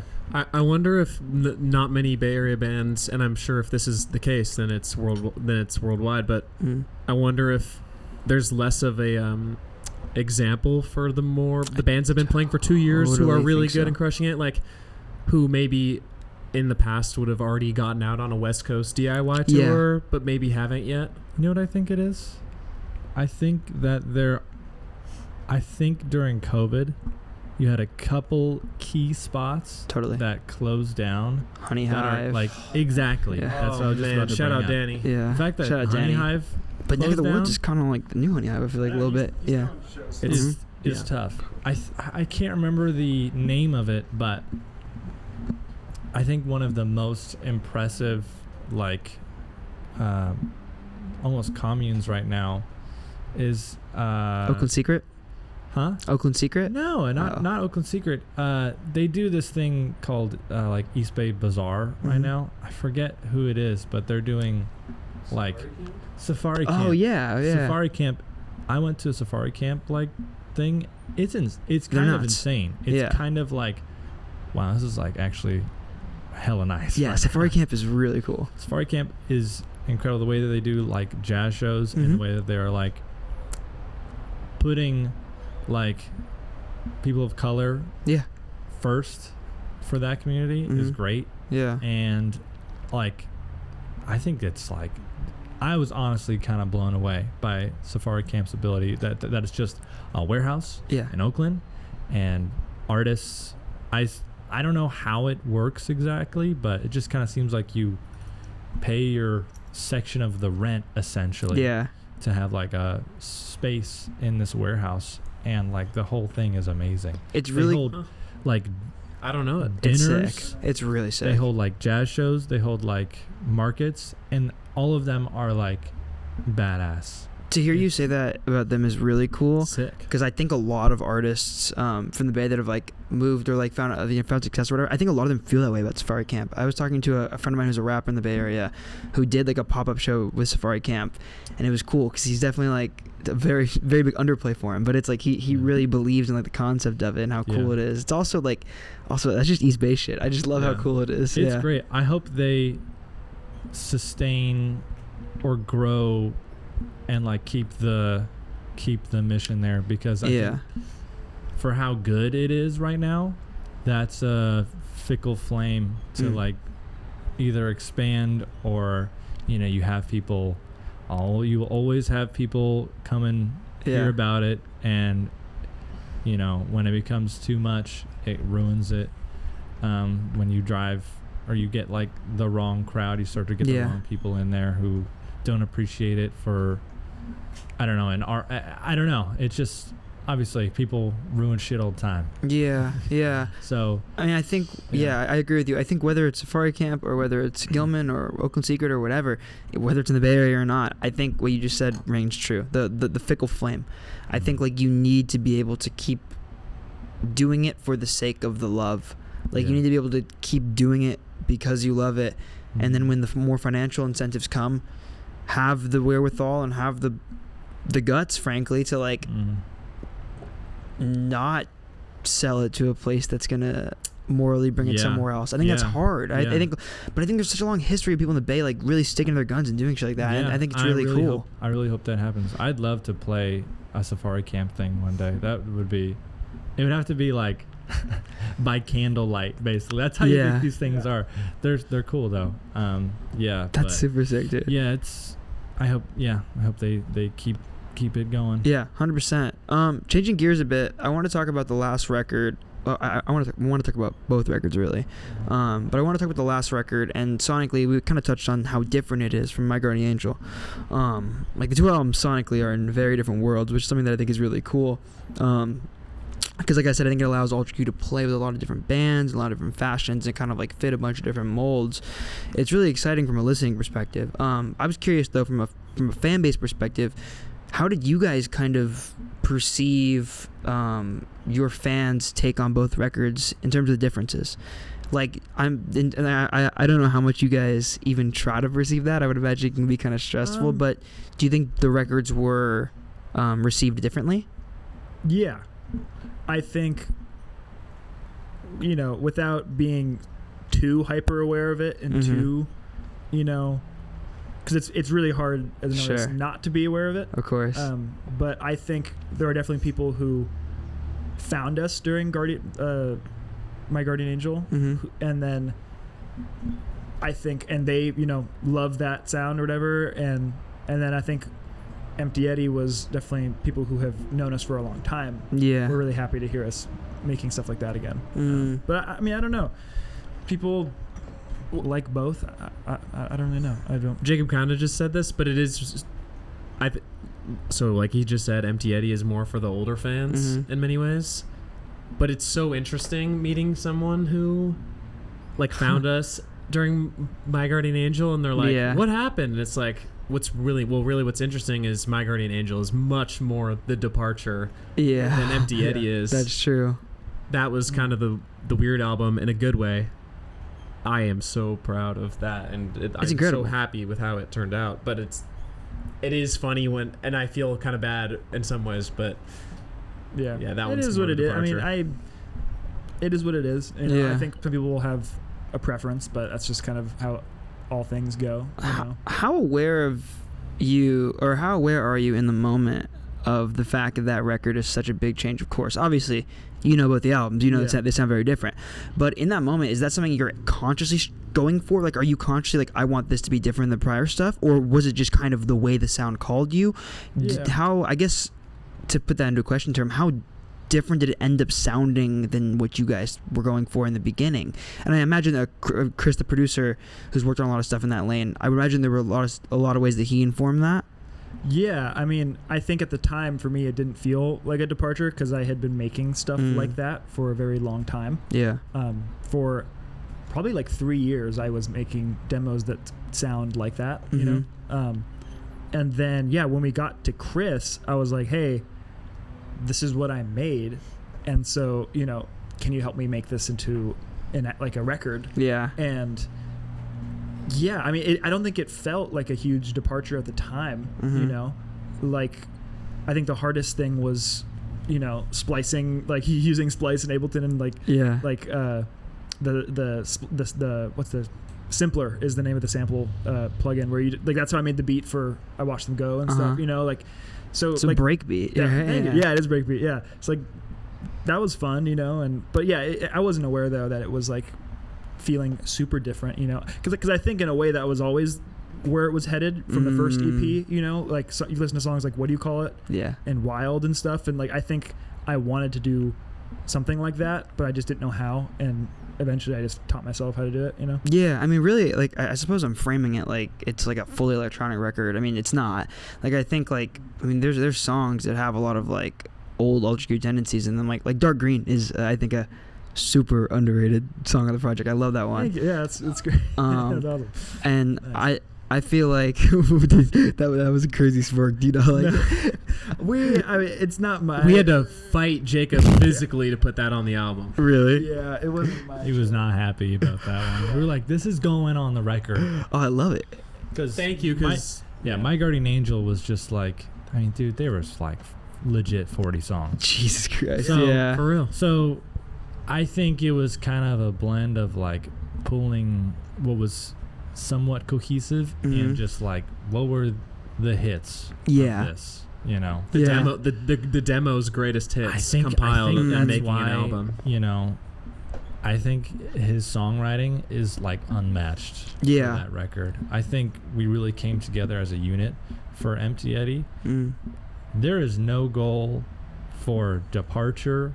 There's just a goal of let's make this kind of record. And let's put the best songs on it as we can. 100%. That was what it was for both. And whatever lane it fits into sonically is just where it goes. Yeah, whatever. Kind of do something cohesive. Yeah.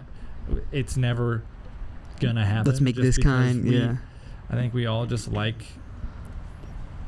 Anytime there's kind of like a narrow band, you're kind of like, well, I mean, that could go in there. So let's get that one in there. And I think like putting the Weak and Mobile Suit on Empty Eddy is kind of that same like idea where it's like these don't really belong entirely, but who's to say?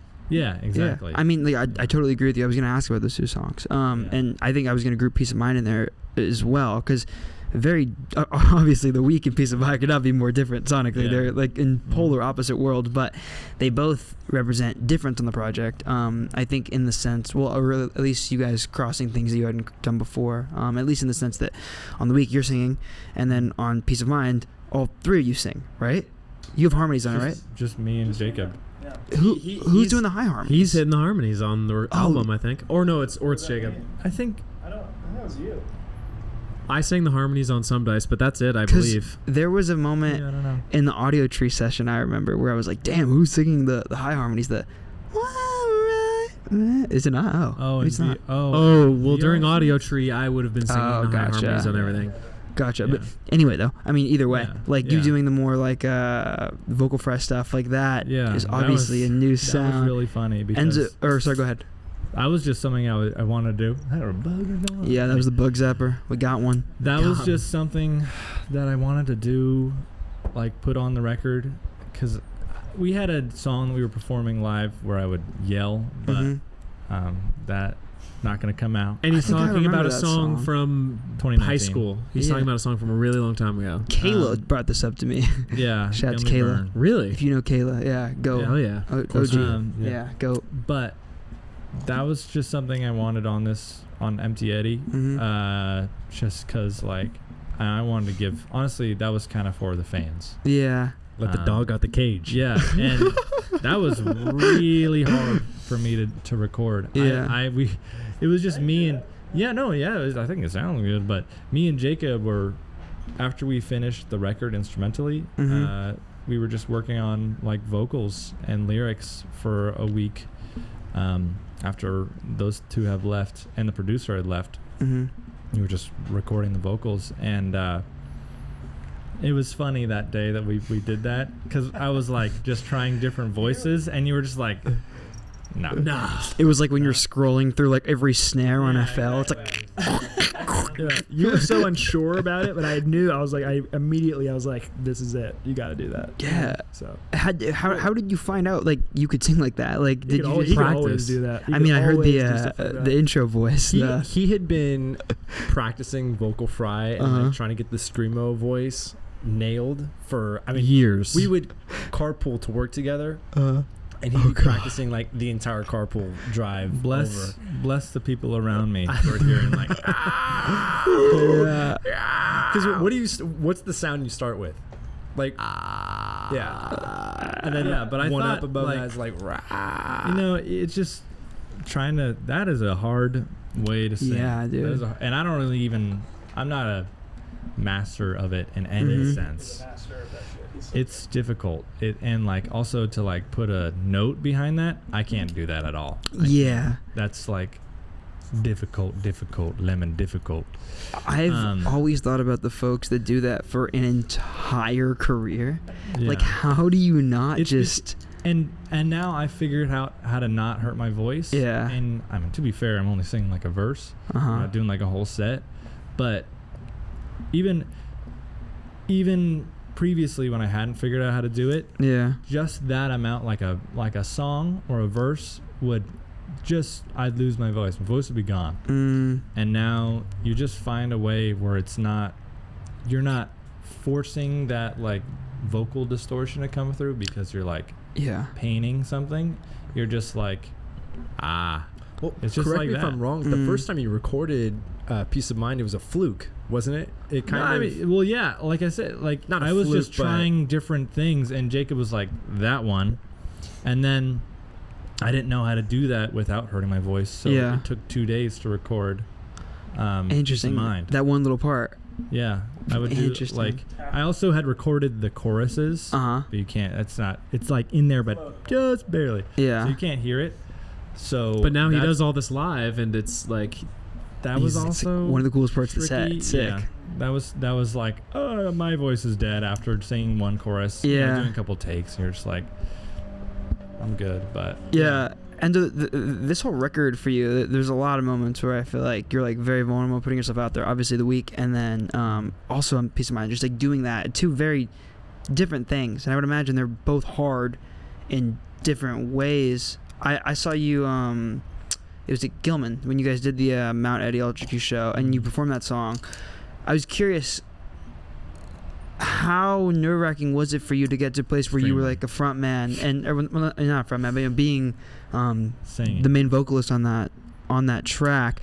Is that something you want to continue to do? Do you think you just wanted to do that one time? I love writing songs. I love writing songs. I don't think I'm the best melody writer or lyric writer or singer, but I don't really care, and I'm just gonna keep writing songs. And if it becomes an Ultra Q song, or if Jacob wants to sing it, or if Jacob wants to put a melody on it, I don't know. I always just try and like keep an open mind for what an idea or song can become, and I don't really get too attached or possessive, and I just want it to be the best version of the idea or song that it can be. But yeah, that was hella nerve-wracking. Yeah. I did not love that. Yeah, I mean, I can only imagine, dude. Yeah. Yeah. No, dude, I feel like, I mean, yeah, like, because it's such a whole different experience, too, because, like, when you're putting yourself out there as an instrumentalist, there's almost like something you can hide behind. There's almost like an intrinsic level of cool because you have an instrument in front of you. It's so different when it's just you and your emotion, and it's just raw right there. And I would imagine, too, I mean, the song is very emotional. Like, it's not like you're... Like I bet it's very different in terms of how nerve-wracking it is from doing the screaming stuff versus doing the weak stuff. Two very different emotions, but they're kind of like you putting yourself out there in two different ways, you know? What do you guys, kind of changing gears, I'm curious in regards to like the lineage and then just like how everything has grown. Are you able to recognize like a clear turning point for the band? Like when do you get, is there a point in your career where you remember things taking a turn for the better? Because I know in the beginning, Kevin, you were talking about like a lot of the times the tours weren't coming, but do you remember a point where things changed a lot? Was there one specific show, one moment, and how did that feel? I think it was recently. I think it was when we put out the first teaser for Waiting. Yeah, that was the first time, like honestly, that was the first time I'd ever thought like, oh, new people are finding the band right now. Interesting. Like that, really the first time. Like I think up until that point, everything had been kind of living in the same zone, you know. And that was the first time, like, yeah, that's the first time. I don't know about you guys, but that's the first time I ever felt like, oh, this is. I'd agree people with that. are excited about this for real, you know. Yeah. The most recent album in general is absolutely the turning point in many ways. It's also worth noting on this question, though, I think that, at least for myself, we started touring and playing in front of a lot of people really quickly, especially after I joined the band and they had already been playing for a year plus. I think my expectations were set really high, and I was a young person, and I think that I felt let down in a lot of ways over the course of the whole trajectory, and moved past that and changed and adjusted my perspective and my mindset and my expectations. And I think all of us have had to evolve in different ways on that front and have to like recalibrate expectations and like what we think we are and what's going to happen, because it definitely didn't go down the way that I thought it would. Yeah. I definitely was, you know, naive and thought we were gonna be huge. We're gonna be huge. I think an interesting answer that I can give for a turning point for me personally was moving to Seattle, being away from the band for a lot of time. Interesting. And also coming off of the release of My Guardian Angel and hoping that it was going to be some great thing, and watching it not maybe be the greatest, most biggest thing. Sure. And also just like listening to how I did on that record and feeling a lot of shame for like being underprepared, actually, personally, and just myself. And so I was like, no, next one I'm gonna kick ass. I actually relate to that. Huh. Yeah. That's so interesting. So it was almost like a personal moment, like a personal check-in, like maybe I wasn't my best self on this body of work, and here's how I want to improve that in the future. Yeah, and it was mostly just about being present, underprepared. Gotcha. And thinking underprepared for making the record, being able to voice opinions in a correct way at the correct time, and also knowing how to put down exactly what I wanted to put down on paper, you know, in a sound, in a sonic sense, or in a meaning sense. Yeah. It's worth recognizing that Chris Cody, who produced and engineered that album, is not just a whiz or a master, but is like it sounds funny to say out loud, but he's like perfect. His method is so precise, and everything moves so slowly. I remember that experience because we recorded for several weeks, and like every day for several weeks. Every day for several weeks. Damn. And it was so. Like, there was never a moment where he was like, I don't think there was a single moment where he was like, hold on, I gotta like fix this thing really quick. It was just like kind of. There was, but it was quick. He's so fast. It was such a seamless experience, and I think that contributes to Enzo's sentiment along with all of ours, which is like, it was definitely like, oh wow, this is what like the real professional experience is like. This is not like what we've experienced before. Yeah. Yeah, I mean that guy is professional and definite in every sense of the word. Yeah, the track record speaks for itself. So going back to what you were saying, Kev, that's really interesting. I think redefining your definition of success, I think, is something that most people who are in this for a long time do at least 5-10 times in their career. Right? It's always like this process of like, am I too much in my head? Am I expecting too much? Are my expectations too low? Where do I sit in the middle? It's like, how do I find that way to keep my head not too high with the highs and not too low with the lows, and like somewhere within that sweet middle spot where you don't think that you're going to be the Beatles tomorrow, but you also know that you love what you're doing, you love your songs. It's such a strange thing, I would imagine, to try to maneuver, because it's just like, I don't know, people are meant to experience the feeling of playing for 2,000 people. That's weird. Yeah. Like, it's a really weird, non-human thing, and I think to expect people to handle that in a seamless manner is almost crazy. Yeah. I mean, the times we've gotten close to that at festivals or what have you, it's a rush. Yeah. I can tell you, like, it's addicting. Like, you're chasing, for me at least, I'm always chasing that kind of high in a sense, but it's definitely not sustainable to like for that to be your goal. Or I don't think there's wrong with goals, but like for that to be like what drives the thing that that is driving you, your fuel. Right? You got it. Yeah, I think like your fuel, it has to boil down to like just love. Yeah. I think like if you're going off, I mean, I agree with you. I think like it's tough to go off of that feeling because it's not always going to be there. But I would imagine like experiencing that, like it'd be so hard to not wake up every single day and be like, fuck man, like I want to do that every single day. Yeah. And I think, speaking on My Guardian Angel again, I felt the sense like I think we were all let down with where the album went in terms of, you know, your conventional metrics of success.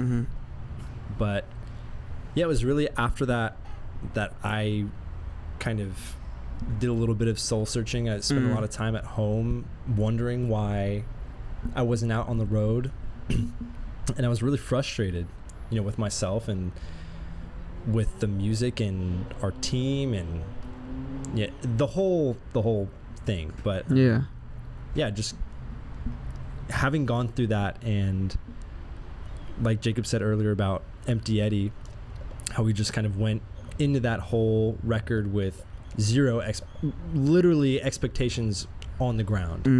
You know, it was I love that, you know. I think that's how it should always be.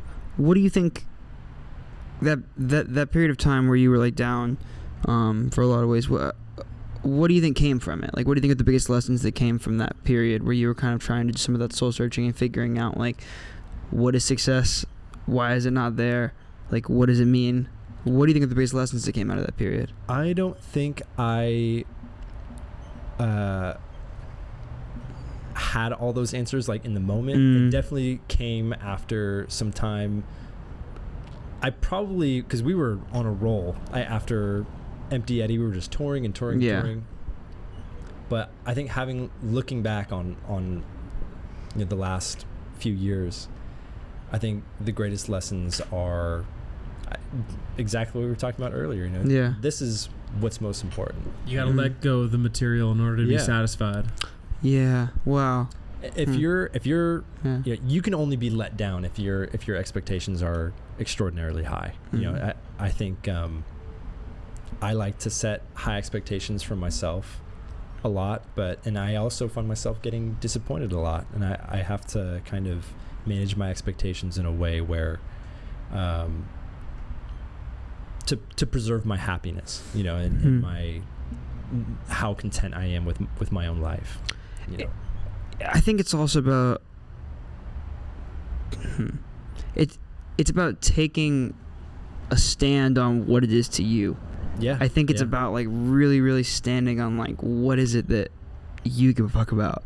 Totally. I think everybody in this industry and just in entertainment, I think everybody in like a lot of industries in general, like all of our metrics are based in terms of like tangible success. And I don't think those are the metrics that we should base everything in. I think like there's a lot more value sometimes in like what memories do I have with my best friends.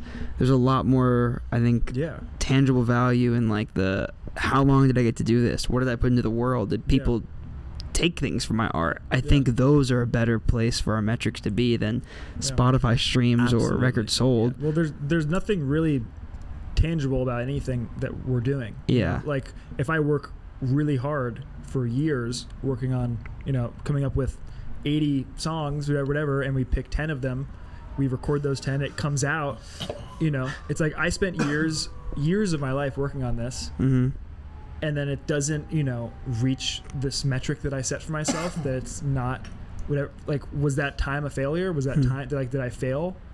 And, you know, it's not like I got a promotion at my job, or I got like, you know, I was in college and I got, you know, an A on my test or whatever, you know, like I just worked on something and then it came out and then it was over and then it's done and there's nothing else there, you know. So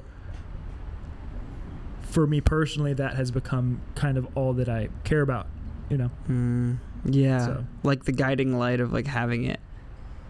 Yeah, it's like I said earlier, it's self-service, you know. It's for myself. And back to Enzo's point, it's so fickle. Like it can all just leave like in an instant, dude. Like you can wake up tomorrow and none of it can be here for a whole variety of reasons. So it's like, I don't know, I think, I mean, a friend of mine said this one time on the podcast and it really stuck with me. He said that, I mean, I think you could argue about it, I guess, but he said that depression is a fear of the past, anxiety is a fear of the future, and peace is presence. And he said that to me one time and it really stuck with me, especially the peace is presence part. I think like that, if you could sum up what peace is, I mean, it's a really obviously complicated thing. But I think if you could sum it up into one like human emotion, I would say that human emotion would be presence. It's being exactly where you are in your body, present in that moment and feeling everything there. Because it's like most of the time it's so hard to be in a moment where you're feeling absolutely everything because you're in your head in some regard, at least a little bit. So I think like especially in music, that's true. I mean, I think it's being present is how you finish your career in this and get to a place where you can go to bed at night and be like, what I did meant something. That's really important, I think. I love that quote. Yeah, it's a really cool quote. Yeah, it was my friend Chucky said it years ago to me on the podcast. Shout out Chucky. That's the craziest shout out. I never thought I would see that, and that was crazy. Okay, sick. Ultra Q. I think last thing I wanted to ask you, first off, this is really fun. Yeah, thanks for having us. Super fun. This is amazing. I'm incredibly excited to have you guys play the festival. Very honored that you're playing it. Very excited. We are so excited. Thank you, bro. Yeah, it's going to be so much fun. Yeah, I'm so stoked. Last thing I think I wanted to ask you, and we can go like a collective answer or you guys can go around, but what do you think are the biggest lessons that you've learned from being in this band?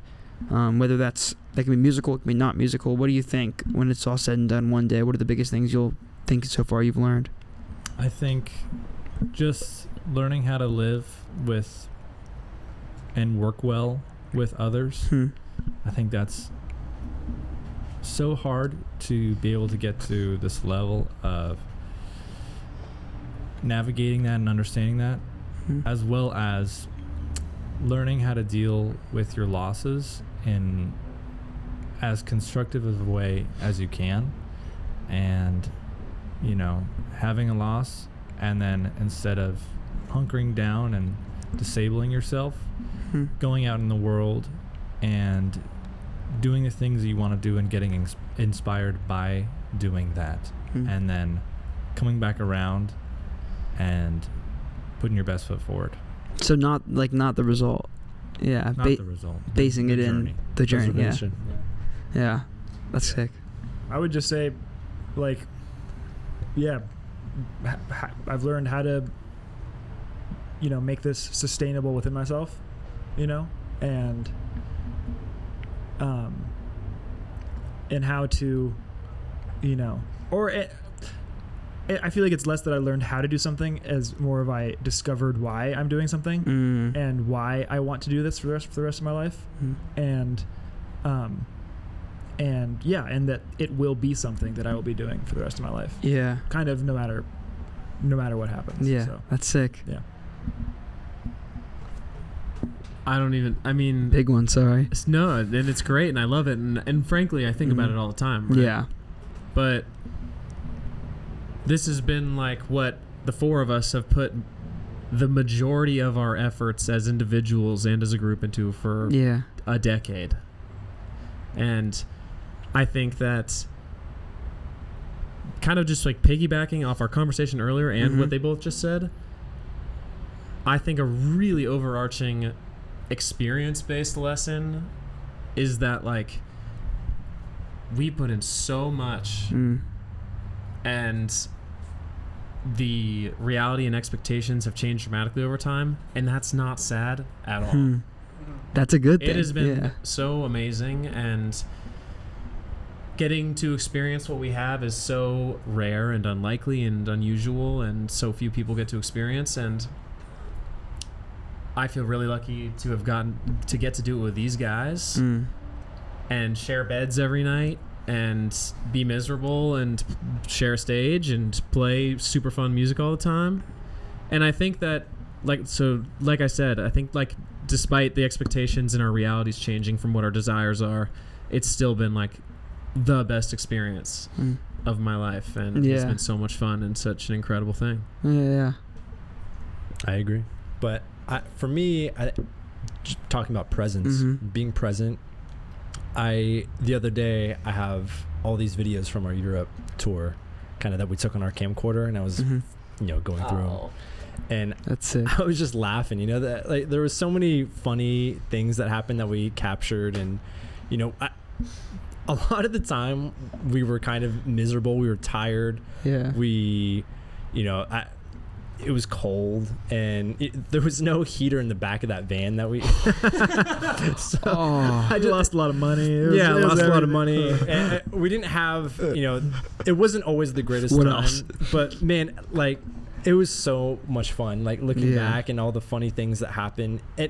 Spinning across all tours, and recording sessions and what have you. So just being present and enjoying the journey in the moment with your friends and I hope your friends and your bandmates. The other would be having conviction. You spend so much time, making decisions and recording and doing the thing, and have conviction and stand behind like your product and what you're making, and be proud of it. Yeah. I know we weren't completely, maybe you guys weren't completely stoked on My Garden Angel. You feel like you could have done better, but that was awesome, and I think it was a really great product, and I still stand behind that. I think it'll age like fine wine. But as all of Ultra Q's body of work, and then those are my big two. Yeah. That's really awesome, man. Yeah. Thanks. I agree with you. I think it will also age like fine wine. Thank you. I love that record. Yeah. No, but I totally agree with you. I mean, I think both the way you guys just said, I think highlights the fact that doing this in any capacity, let alone a capacity painted with longevity, is so unusual. It's so rare. Truly, yeah. Like it's like, I mean, I was like, I think I'm gonna have to get a serving job again. But before I was thinking about just like the fact that I was working in music full time and paying my bills from doing things in music, and I was like, pretty cool. I was like, just think about how many levels of separation there are there. Like, I'm in like a Western country. I'm healthy. I'm okay. Like, there's a roof over my head. I have a job. My job supports myself. It's the thing that I love. The thing that I love is wildly difficult to have a career with. And I was thinking about just how lucky I am, you know. And I think it grounds you very fast and makes you present. And I think you're right. It's so unusual. But I think you guys seem to do an incredible job at acknowledging that. And I think most bands would be better served if they would acknowledge, and not say that a lot of people don't. I think most people do. But I think we've experienced a lot. Yeah, 100%. And I think that experience is so wildly beautiful. And it's really cool that you guys are aware of that. But Ultra Q. Thanks a lot, guys. Thank you. It was great. Yeah. Appreciate it. Yeah, You guys are the best. We love ATB. We love you guys, bro. We love August you guys. 2nd. Yes. Theater Pomona. Community Service Fest. Be there. So give it one more. Yeah. Above the bridge. Community service. I don't know. Thank you. That was beautiful. Yay! Yeah, but Community Service Fest, Ultra Q headlining with Slow Hollows, Young Gatita, Make Out Reef, Bed, Chicano Mosh, Ridgeway, Sep, Cherry Domingo, Fat Evil Children, Love Letter, The Sophs, and I'm missing anybody? Nemo Lakes. August 2nd. It's going to be a great time. Two stages, 13 bands. Very excited. Big fan of you guys. Thank you for doing this again. Of course. Very honored. Appreciate y'all. Dante. You guys are inspiring. Thank you. Dude, you guys are inspiring as well. Appreciate you guys. Hell yeah. Music matters. Thanks, guys.